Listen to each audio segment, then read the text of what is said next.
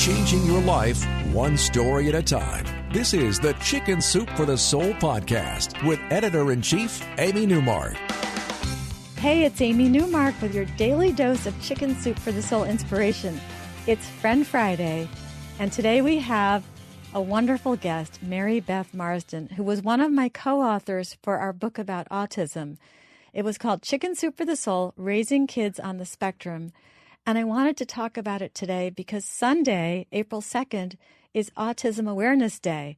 So I thought it would be great for us to be talking on this Friday, right before that weekend, about something that we all need to be educated about, and that is the prevalence of autism and how we can support the families that are raising kids on the autism spectrum. So, Mary Beth, welcome to the podcast. Thank you so much. I'm happy to be here. So I'm a little in awe because Mary Beth is an Emmy Award-winning broadcast journalist. She spent a lot of time on TV, on radio, and she just recently retired from radio, but she's very well known. If you're listening in the Baltimore area, you know Mary Beth Marsden. She and her husband, Mark, have 2 boys and a girl, and it's their girl who was diagnosed on the autism spectrum. And Mary Beth has been working really hard to help her daughter and to help everyone else in the autism community. She has videos that offer solutions for families affected by autism, and we're going to talk about those today. But I think I want to start, Mary Beth, by talking about what a parent should do if a parent has just gotten the diagnosis that a child is on the spectrum. Yeah, or even if they may suspect. Oh, yeah, let's start with that. That's a good... They're diagnosing children now at a very young age. So sometimes you kind of may suspect something's up, but you don't want to go there in your mind, or people say to you, oh, they're just a late bloomer, or, kids develop at different rates. I'm always one to quickly say, you know what, look into it. Even if you don't have that label of an autism spectrum disorder, whatever you do to help that child from this point forward will not do any harm and can probably only create good. So I even say, even if you think that there are some signs and symptoms there, go full steam ahead and get some help that child may need with language maybe or behaviors. And maybe that child will turn out to be on the autism spectrum and maybe not. But whatever you do now will only be helpful. That sounds good. And then if you do get the diagnosis, I know parents are devastated. They feel very alone. What are the first things they should do? Devastated. Yeah. It was a dark day when we received our diagnosis. And I can't necessarily say it was a surprise. Test was 3.5. And by today's standards, that is almost a little bit old. Many children are being diagnosed before they're 2. But we knew something was off. We knew there were things that were wrong or delayed where they shouldn't be. And I think I was in a little bit of denial, hoping that it would be something else. And so this was 11 years ago. And at that time, so much less was known about autism than is known today. It was just about the same time that Autism Speaks was beginning. Many groups were coming to the forefront. It was starting to get a lot of press, but we literally were left with this diagnosis. And then we thought, what do we do now? I think there's a much greater safety net for parents. And so my first advice would be, don't get hung up on the label. It's a big, wide spectrum. There's all kinds of autism, all kinds of kids with varying degrees of symptoms or issues or delays or what have you. So I would just say seek guidance from other families and other clinicians who are in this world now, and there are a lot of them. And they will just wrap their arms around you and guide you and help you, and you will feel so loved and cared for, and that's exactly what you need at this time. Yeah, and I think there's more awareness outside of the autism community, too. I know we had a number of stories in the book about people turning to people outside the autism community and discovering that those people would become a support system also for the parents.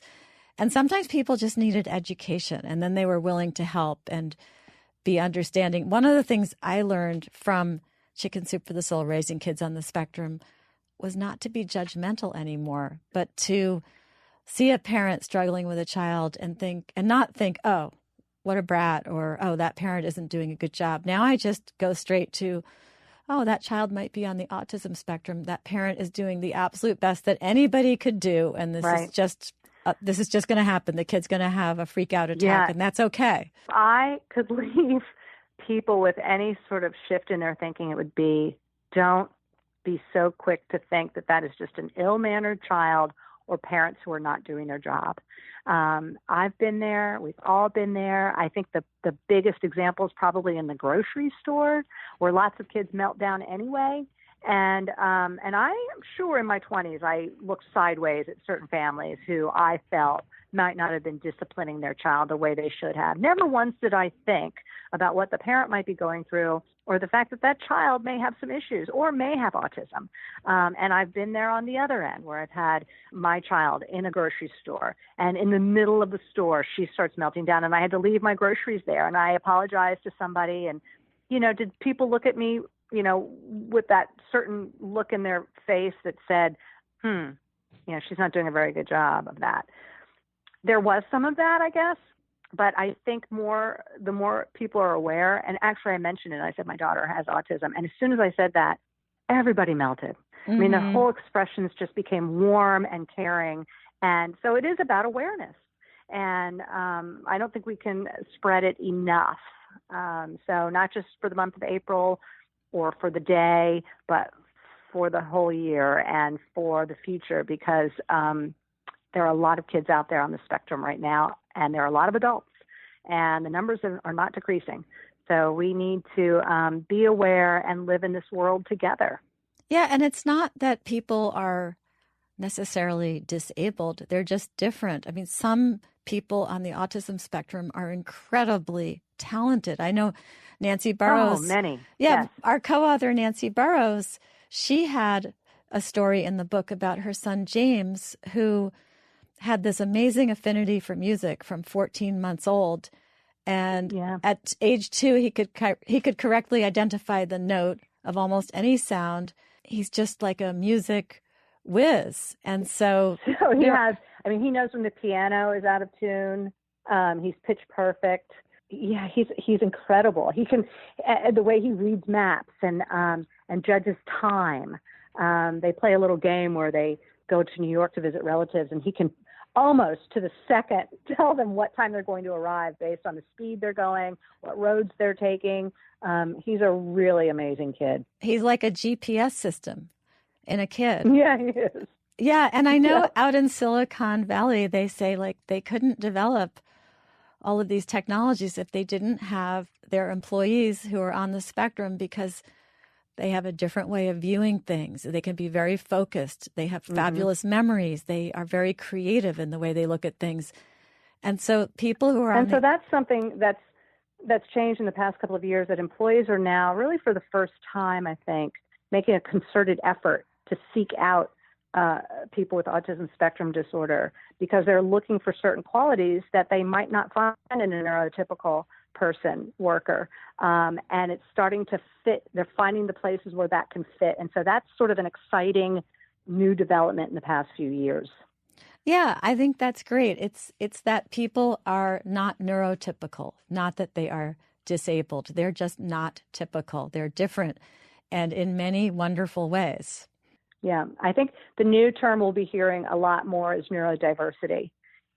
I've often thought that businesses should use this almost as a marketing tool, that if they practice neurodiversity, that there'll be a number of people who will want to partake in their product or, be patrons of their store.